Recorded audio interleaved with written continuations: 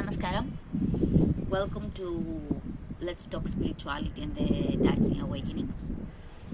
In this video, we're going to have an introduction on the Ajabadharana meditation and technique, and there are going to be some videos that I will be doing the practices of Ajabadharana. So stay tuned if you want to see and try what this kind of new meditation that is not widely known, especially to the West. In the Vedic, they're already doing it, they know what they're doing very well, but in the West, we are not that much into the delicate rules and how these systems exactly work. So if you are interested in that, do stay tuned. Okay, so today we're going to explain very simply how all these prana breathing meditations actually work on our system, and we will also introduce one pranayama that you probably have already done, the alternate nostril, that it is the more effective and the easiest pranayama to do, but actually it works miracles. So let's start of the Sushumna channel. The Sushumna channel is the main channel, the main route that it is located in your spine. It is the channel, the energetical channel, that all of the energy flows and all of the chakras are interconnected on it. All the chakras from the Muladhara, your root to Sahasrara, I can never say this word. Anyhow, your crown, all of them, they are connected through the Sushumna channel. Okay, and all the chakras, the main chakras, they are being locked and interlocked and interconnected on this channel. So when this channel is unblocked, we are having the Kundalini awakening, and that's why the Ajabadharana, it is also one of the main practices, if not the main practice, that we are doing during Kundalini yoga and Kundalini practices. Okay, so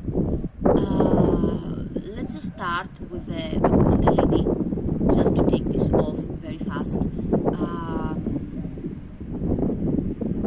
Kundalini awakenings can be experienced in multiple ways. Sometimes they are spontaneous, sometimes out of the blue, because of some very high energy that we are interconnecting it or goes through our body, sometimes during practices or meditations. For me, it happened through another person that I interconnected spiritually and energetically, and it was spontaneous. So a Kundalini awakening can happen sometimes very drastically, very fast, and actually it is quite harsh, and it's something that you don't want to experience. Let's start from that. It's something that you don't want to experience. It is painful, scary at least, and it does open psychic points to you that you are not ready maybe to encounter and dive into yet.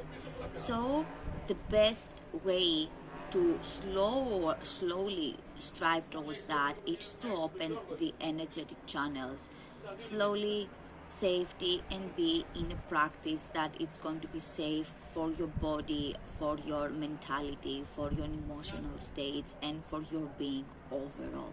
Okay, so taking this out, let's go back to the Sushumna. So the Sushumna is this channel. It is the snake that they say of Kundalini, okay, that it is located in our spine. So this channel has two more main channels that they go from our Muladhara, from our root, all the way to our back, to the spine, and it is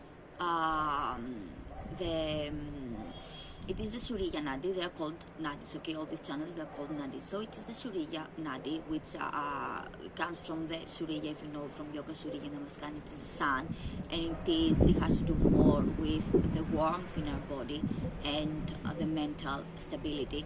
And then we are having I'm very bad also in this word, chandra nadi, okay, chandra nadi. With chandra is the moon.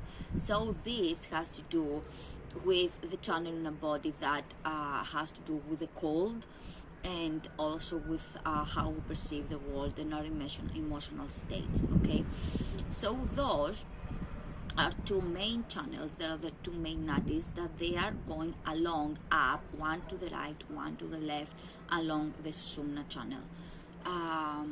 And those, they are interconnected through two other major channels that they are starting from our nose. From our nose, they go all the way in the back to our channel, to our breathing channels, coming back down, okay, and connecting to those main nadis. So the one channel that it is the right one, it is the Iga, and the other one, it is the pingala. So if you have ever practiced alternate nostril pranayam, you know that you are practicing first and you are opening first the one nostril, then you are opening the other nostril, and then you are trying to make them both work the same. This happens why? Because when one of the two are blocked, many inconsistencies start happening in our system. It can be start raining. Okay, it can be that sometimes we're having yeah, it started raining. I think I should go inside and continue this. Okay, had to go inside due to the rain. So the passages that we're talking about, the Surya Nadi, the Chandra Nadi, and the Ita and the Pingala, they are interconnecting, and they are making this channel.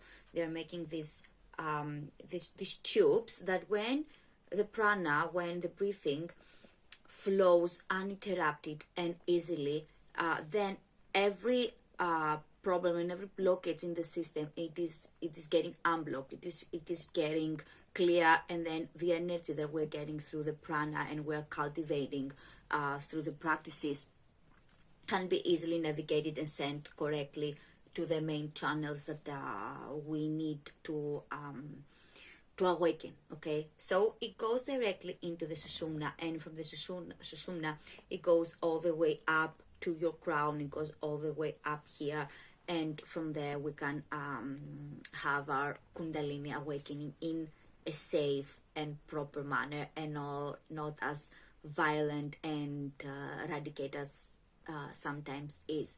So the most easy technique to do that, there are techniques that, as I said, I'm going to post later, the Anvalom and the Japa Dharana techniques, but the meditation techniques. But the easiest pranayam to do is the Anvalom, is the Anvalom, there is the alternate nostril. And if you have not done it before, then what it does, it's every time we are opening one nostril all the time. So we're blocking first. We always start with the warm, we're always starting with the Surya, then we're opening the Chandra, the cold one, and then we are doing them alternatively, so they are both getting unblocked and the flow of energy can go into our system with no problem. So if you have not done this before, or even if you have done, you can do it with me for a few seconds before we close this video. Okay, so get your hands in a way that you can at the same time use them to close your nostrils. The easier way to do is like this. Put these two fingers like this, connect these two fingers and leave this open, and from this you are going to close this nostril. You don't have to put effort on it, you don't have to put power and strength on it, just close it just enough so when you are breathing, you can breathe just from the arm that it is open. This is also very effective. You are also having an issue in your breathing from a cold or something like this, to help unblock the channels and help you in your breathing. Okay, so let's just do that. Okay, let's just have our fingers like this, slowly touch that. Okay, and the first inhale always comes from the right nostril, always comes from the Iga. Okay, comes from here. So we will do just from the one at start, then we're gonna do the other, and then we're gonna do them alternatively. So start breathing inside from here, very calmly, very easily. Okay, and then exhale from the same nostril. Okay, so let's go like this.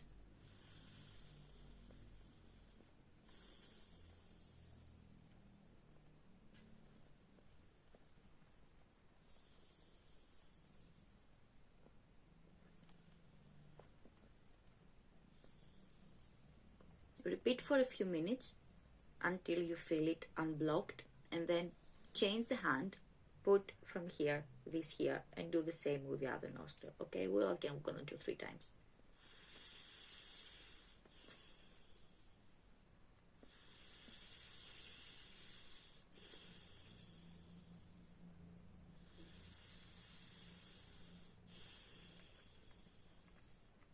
Okay, we did it both. Again, you need to do it again here for a couple of minutes, and then we're going to do on the alternate nostril. Okay, so again, we start from the right one.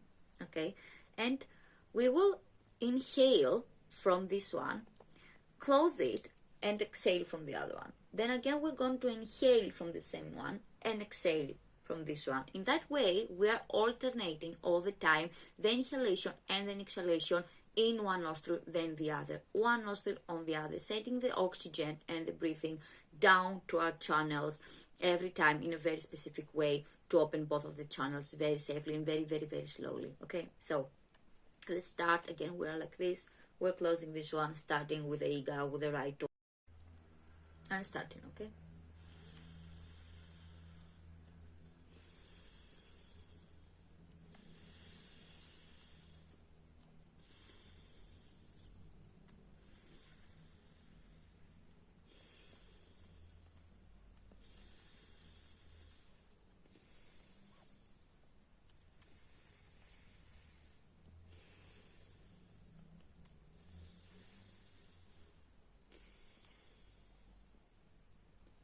Finish with the correct channel, the one that we started.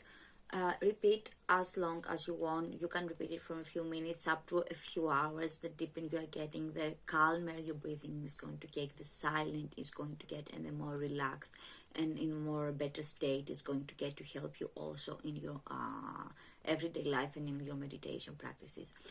Harom, thank you very much. Stay connected for more breathing meditation that will help you open your channels and eventually gather all the energy exactly where it is needed to be gathered, exactly on your spine, exactly on the Sushumna, starting from your Muladhara root chakra, going all the way to your crown. Harom, thank you very much. If you made it this far, do like, do subscribe, maybe hit the notification button also. Namaste. Thank you.